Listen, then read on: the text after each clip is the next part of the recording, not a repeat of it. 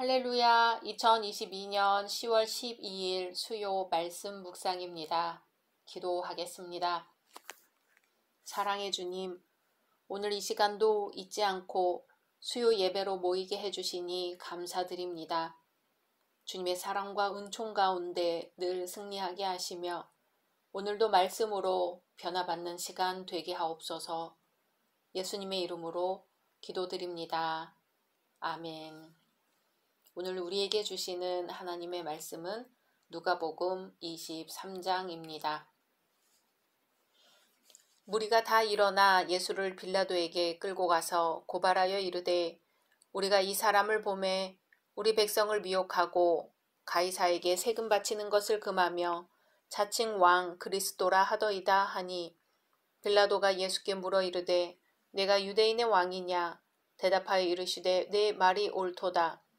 빌라도가 대제사장들과 무리에게 이르되 내가 보니 이 사람에게 죄가 없도다 하니 무리가 더욱 강하게 말하되 그가 온 유대에서 가르치고 갈릴리에서부터 시작하여 여기까지 와서 백성을 소동하게 하나이다. 빌라도가 듣고 그가 갈릴리 사람이냐 물어 헤롯의 관할에 속한 줄을 알고 헤롯에게 보내니 그때에 헤롯이 예루살렘에 있더라. 헤롯이 예수를 보고 매우 기뻐하니 이는 그의 소문을 들었으므로 보고자 한지 오래였고 또한 무엇이나 이적 행하심을 볼까 바랐던 연고로라. 여러 말로 물으나 아무 말도 대답하지 아니하시니 대제사장들과 서기관들이 서서 힘써 고발하더라. 헤롯이 그 군인들과 함께 예수를 업신여기며 희롱하고 빛난 옷을 입혀 빌라도에게 도로 보내니 헤롯과 빌라도가 전에는 원수였으나 당일에 서로 친구가 되니라. 빌라도가 대제사장들과 관리들과 백성을 불러 모으고 이르되 너희가 이 사람이 백성을 미혹하는 자라 하여 내게 끌고 왔도다. 보라, 내가 너희 앞에서 신문하였으되 너희가 고발하는 일에 대하여 이 사람에게서 죄를 찾지 못하였고 헤롯이 또한 그렇게 하여 그를 우리에게 도로 보내었도다. 보라, 그가 행한 일에는 죽일 일이 없느니라. 그러므로 때려서 놓겠노라. 무리가 일제히 소리질러 이르되 이 사람을 없이하고 바라바를 우리에게 놓아주소서 하니 이 바라바는 성중에서 일어난 밀랑과 살인으로 말미암아 옥에 갇힌 자러라. 빌라도는 예수를 놓고자 하여 다시 그들에게 말하되 그들은 소리질러 이르되 그를 십자가에 못 박게 하소서 십자가에 못 박게 하소서 하는지라. 빌라도가 세 번째 말하되 이 사람이 무슨 악한 일을 하였느냐?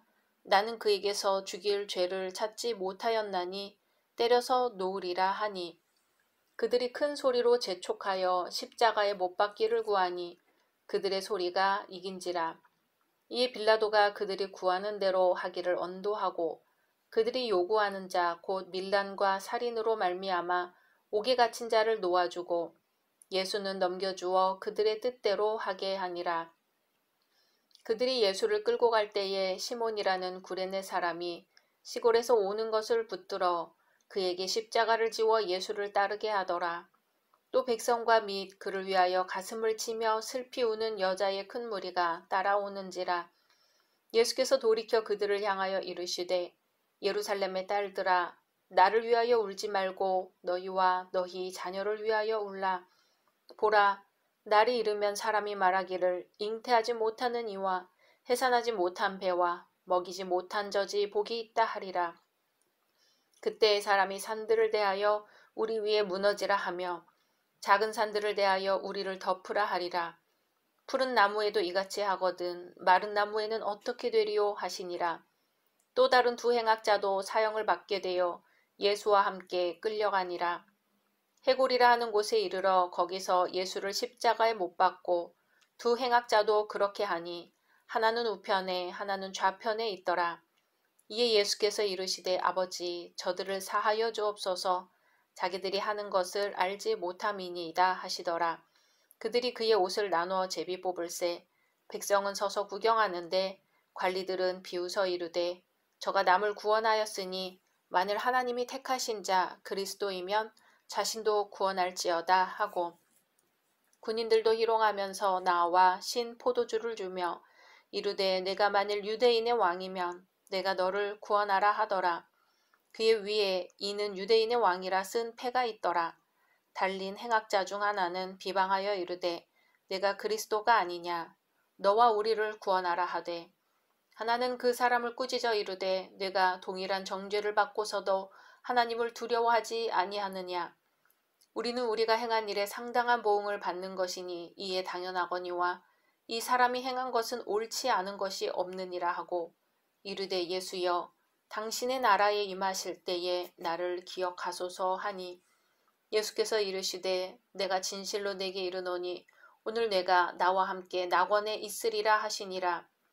때가 제6시쯤 되어 해가 빛을 잃고 온 땅에 어둠이 임하여 제9시까지 계속하며 성소의 휘장이 한가운데가 찢어지더라.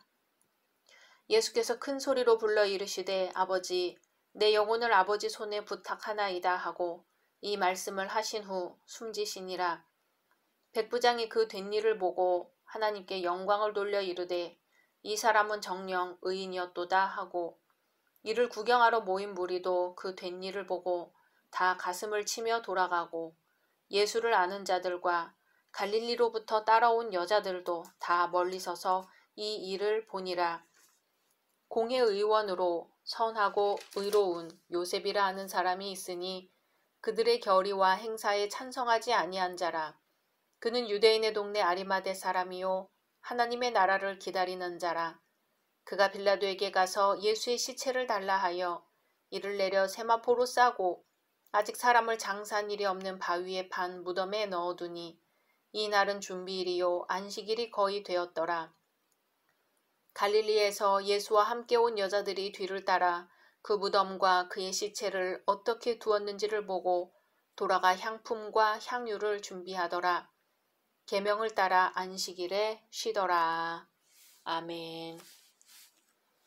오늘 말씀은 합리화의 근거라는 제목의 말씀을 증거하려고 합니다. 갈릴레오 갈릴레이가 주장했던 지동설은 당시 사람들이 가졌던 세계관과는 판이하게 달랐습니다. 당시는 지구를 중심으로 우주가 돈다는 천동설이 지배하고 있었습니다. 그것만이 하나님이 창조하시고 운행하시는 우주에 대한 바른 이해라고 믿었지요. 그런 당시 사람들에게 갈릴레오 갈릴레이가 주장한 지구가 돈다는 지동설은 신성모독죄로 판단되었습니다. 심판대의 성 갈릴레이는 어떻게 했나요? 처음에는 자신의 주장을 굽히지 않다가 이렇게 나가다가는 결국 죽음에 이를 수밖에 없다는 현실적 판단이 섰습니다. 그래서 자신의 주장을 철회하고 말죠. 그러면서 심판장을 나설 때 한 유명한 말이 있습니다.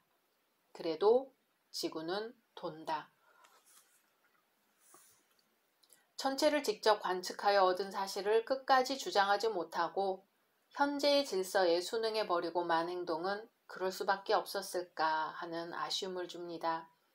마지막으로 남긴 말이 아무리 진실된 표현이라 할지라도 심판정에서 올바로 주장하지 못하고 자신의 주장을 철회했으니 이불 속에서 만세를 부른 격이라 할 수밖에 없습니다.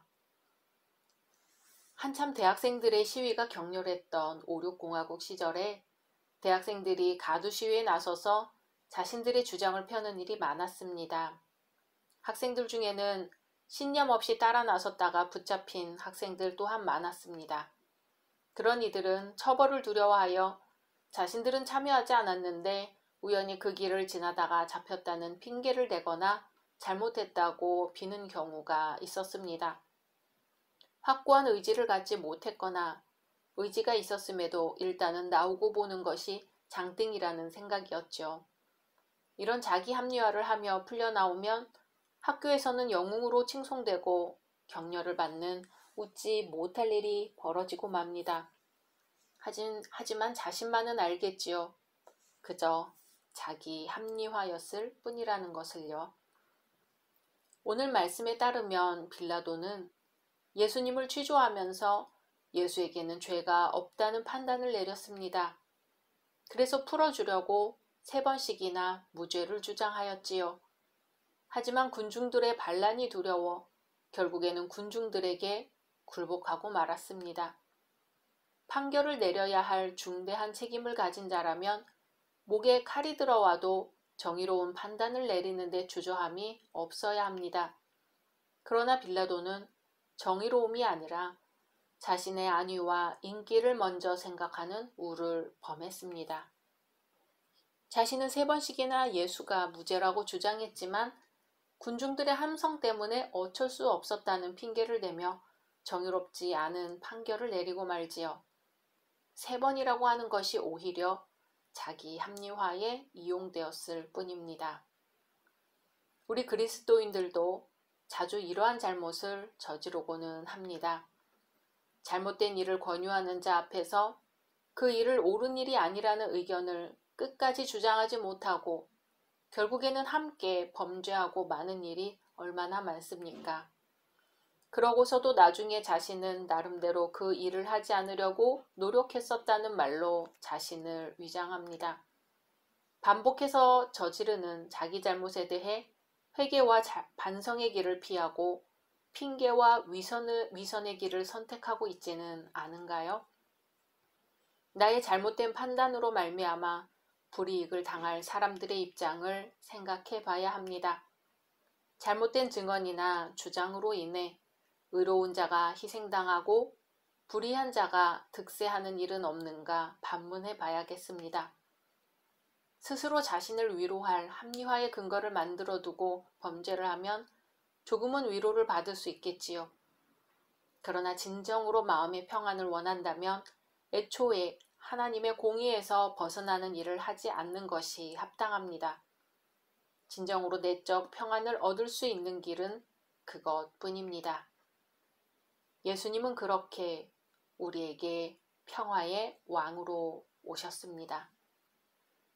이 시간 말씀 생각하면서 함께 기도하겠습니다. 주님, 우리의 생명의 근원이 되시며 우리의 삶을 인도해 나가시는 주님 감사합니다. 오늘도 저희에게 기도할 수 있는 기도 제목을 주심에 감사드리고 몸과 마음이 상했을지라도 잊지 않고 주님의 이름을 부를 수 있게 해주시니 감사드립니다. 주님, 때때로 저희에게 시험 환난이 몰아쳐 올지라도 주의 이름으로 이기게 해주시고 모든 것이 합하여 선을 이루게 해주시는 주님을 믿고 담대하게 앞으로 나가게 하옵소서. 예수님의 이름으로 기도드립니다. 아멘.